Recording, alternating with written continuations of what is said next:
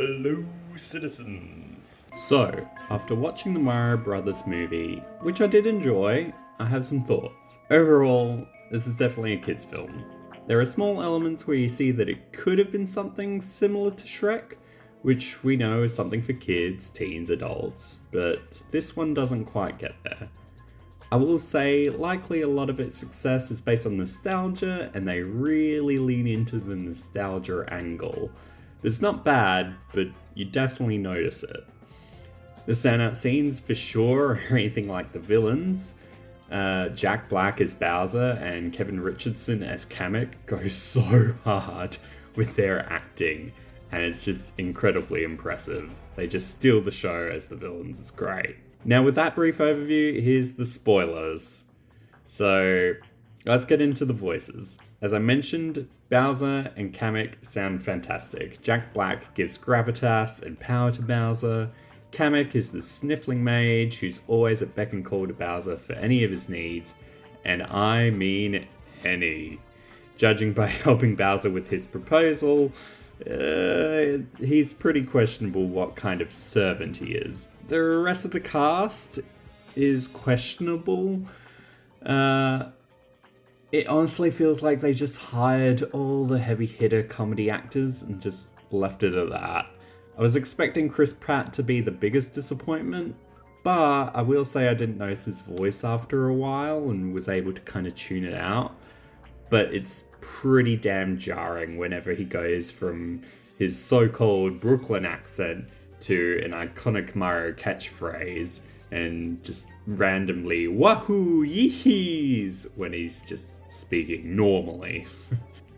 What's crazy mind-blowing to me is that they still do the Italian accent at the beginning of the movie. They literally show you what it could have been like if they did the Mario voice the whole way through, and then they just tear it away. It's a massive cop-out. Charlie Day plays Luigi, and he's alright. He doesn't do anything with his voice, it's just him, but he still sounds more like an Italian plumber than Mario, and he's still the cowardly brother.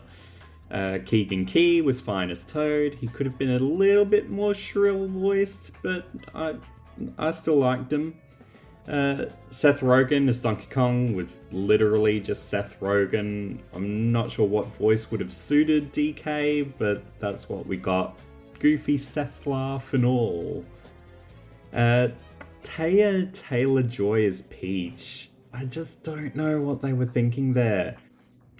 Anya has pretty much just solely played dark, serious films like The Menu and Queen's Gambit. It just feels so out of place for that actress to be in a role like Peach. It's just not the voice you would have expected from her based on what we know of the games, just as like Chris Pratt's Mario. I just feel like if you're going to voice these characters, use what information we already have on them and just go with it. Otherwise, these jarring voices are just going to pull you straight out of the whole experience. Getting into the nostalgia bait, they do lean hard on it, as I mentioned, but for the most part it works great. There are a bunch of scenes where it looks like you're watching a side-scroller Mario level unfold on you, which is really just fun to watch. Mario Kart and Rainbow Road make an appearance. Hell, even a nod to the shortcut on the Rainbow Road. There's a nod to Princess being in another castle, the Jumpman arcade game, Mario literally playing a Nintendo. You just sit there and look for any of the iconic enemies or allies, and honestly I still probably missed a massive amount, so it'd be interesting to re-watch and just pause to take in what they snuck in. The sound design is amazing. Whoever did that, they jam-packed every iconic theme song from the games in. Bowser even has an amazing piano solo on its own level, and it's really impressive just how much they put in and make it sound great. The one original song from Jack Black is gold though. His ballad to Peach is campy and hilarious. I'm really glad that they kept in Bowser's whole deal that he wants to marry Peach. It's just such a cool character trait, so awesome, great. Which leads me into the story. It works as much as it can. I mean, how do you do a Mario movie? I feel like there's two options. You either lean into the craziness of the Mario world or make it its own thing. We already have the live action Mario, which kind of did its own thing, and that didn't really go down well. This new film, I would say, leans into its silly nature. I was kind of wishing for something closer to Shrek, where they kind of take the piss out of, the fairy tales or the Mario universe. There are elements in there that you see for sure, but there's a distinct lack of adult humour to entertain the parents, I would say. Other than the nostalgic music, characters, and references, obviously. It's odd because there is a feeling of them trying to do that route a little. Hell, they even use a song from the Shrek soundtrack, among some other iconic songs from the 80s, which is where the adults with the money would go for. I don't know, I just wish there was more of a balanced approach with something for kids and adults, humour-wise. Back to the story. The story itself is fine. Mario and Luigi are plumbers in the real world. They're an embarrassment to their family. They find a magic pipe to the Mushroom Kingdom where Luigi and Mario get split up, and the whole goal is just to get them back together. Simple, but effective.